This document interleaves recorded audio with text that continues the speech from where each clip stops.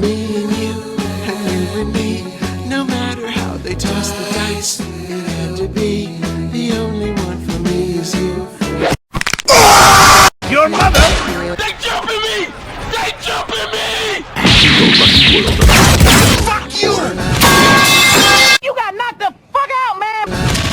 I was a GameCube baby, meaning I grew up with the GameCube and feel the need to make it a substantial part of my personality.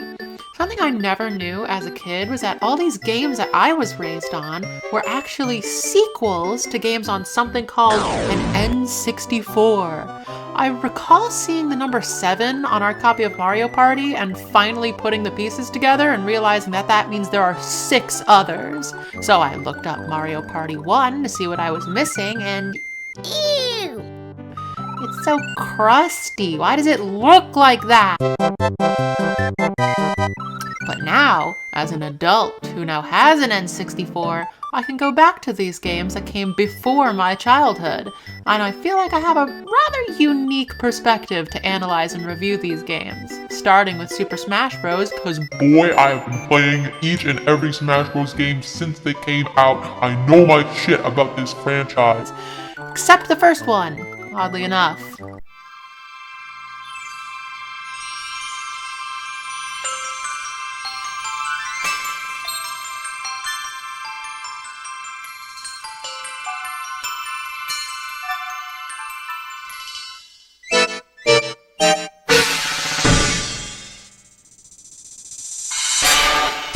So, after a life-changing opening cutscene introducing all the characters, the announcer screams 14 letters in a row at us, and we're ready to play. And, may I ask what's up with this menu? It's so dark and quiet. Is anyone else uncomfortable? What's up with this background? The letters stitched together with different fonts and sizes. What is this, a ransom note? This menu feels like one of those underground parking garages. I'm alone, I'm scared, I want my mommy. Trying to move on. Oh my god, bro. Oh, hell no, man. I don't want to sound spoiled, but look at this roster. It's so small. They really got the bare essentials. This is probably the only game in the series where I could talk about everybody. Now, Kirby is my favorite video game franchise, but he's always no fun to play as in Smash Bros. At all. His mobility sucks, his killing power sucks, the copy abilities are conceptually cool but practically useless with only a few exceptions, and over half his moves are generic kicks. Oh, they stink. So I was absolutely shocked when I picked him in this game, and he was amazing. Who knew that Kirby was so much fun to play in his first appearance, and then never again?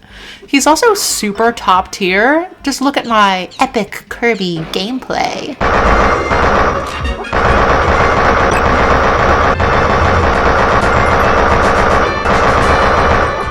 Impressive, huh?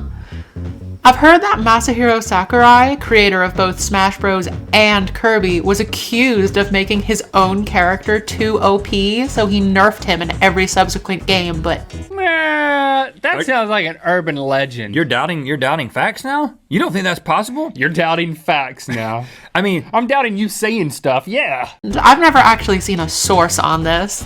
Something I noticed really fast was that there's only 3 special moves per character. Every game after had 4. I know it's not accurate to say, but it feels like everybody's missing something. They're all missing a move. Mario with no cape, Link with no bow and arrow, Kirby with no hammer, Samus with no missiles? That's like the only reason I would ever pick Samus. You stupid. And some of these goobers feel nothing like they do in Melee onwards, like Captain Falcon. What the fuck is this move? Look at Falcon Kick! For somebody whose moveset remained the exact same from 2001 to 2018, I never would have thought he would be so drastically different in this one, even if his combos still work, more or less. Speaking of combos, you know how Brawl has like no hit stun, so combos are pretty much impossible? Well, this game has way too much hit stun, so there's a lot of broken shit. Yoshi can do this. Pikachu can do this. Kirby can... This doesn't mean everybody is broken in a good way, though. Donkey Kong feels like he's covered in molasses. Link is like 10,000 pounds for some reason. Just look at this recovery. Luigi is ever so slightly different than Mario, and every single difference makes him worse than his brother. It's all very jank, but to be honest, it still feels like Smash Bros. It's still a lot of fun, and the controls feel really natural. It's just a bit crustier. The worst part was having to get used to the N64 controller. What the hell is this? Why does it have 3 handles? I don't have 3 hands. It's so awkward to hold and strangely phallic. Now, to actually play the game with classic mode, or one-player game, classic mode's maiden name. Something I noticed only after doing this a few times is that this is always the same. As in, it's always Link, then a Yoshi horde, then Fox, there's always a giant Donkey Kong, so on and so forth, and that kinda sucks. They really couldn't program it to be random opponents. Good thing they fixed this in Melee Onward. On a more positive note, oh my god, it's Break the Targets! Remember Break the Targets? Remember when it had unique courses for each character based on their unique skills? God, I've missed this. Brawl kind of ruined it by making it just 5 different stages based on difficulty, and then Smash 4 turned it into Angry Birds? Have you ever stolen anyone's children? They also have Race to the Finish. I had forgotten all about that game. And Board the Platforms. Who? Yeah, it's like Break the Targets, but it's about touching platforms. I see why this was never brought back. Every Smash game has an army of generic enemies at some point, from wireframes to alloys to Miis, but this one has the Fighting Polygon Team, which are even more polygonal versions of all the characters made of that purple stuff. Ween! And you fight like 30 of them and it takes fucking forever. There's also a fight against Metal Mario in a cool stage that you're not allowed to play on in versus battles.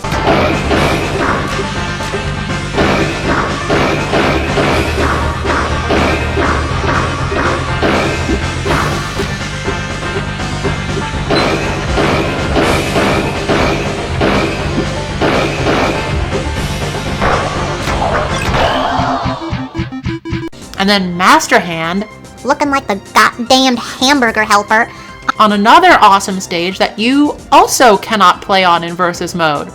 Brilliant.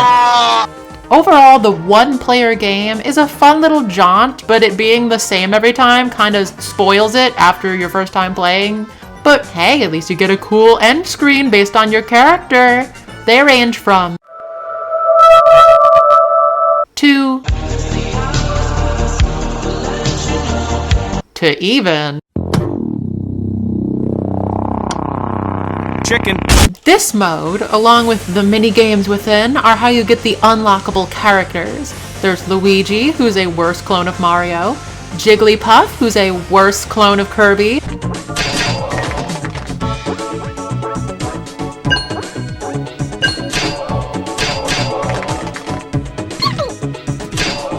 Ness, who just sucks, to be honest, and Captain Falcon, who was here because it was easy to build him off of these guys. Who are these idiots? Well, this is a screenshot of the Super Smash Bros. Beta before they got the bright idea to add Nintendo characters, called Dragon King the Fighting Game. And if they actually went ahead with this idea, who would these characters even be? We got Bob, Rob, Dylan, and Sarah. I don't know. The story goes that Sakurai and Satoru Iwata got the idea to add Nintendo characters, built a prototype with them in it, and only then did they show Miyamoto that they were using his characters for their next project, hoping that he would approve. The balls on these two. That's like proposing a game to Walt Disney by showing him Kingdom Hearts.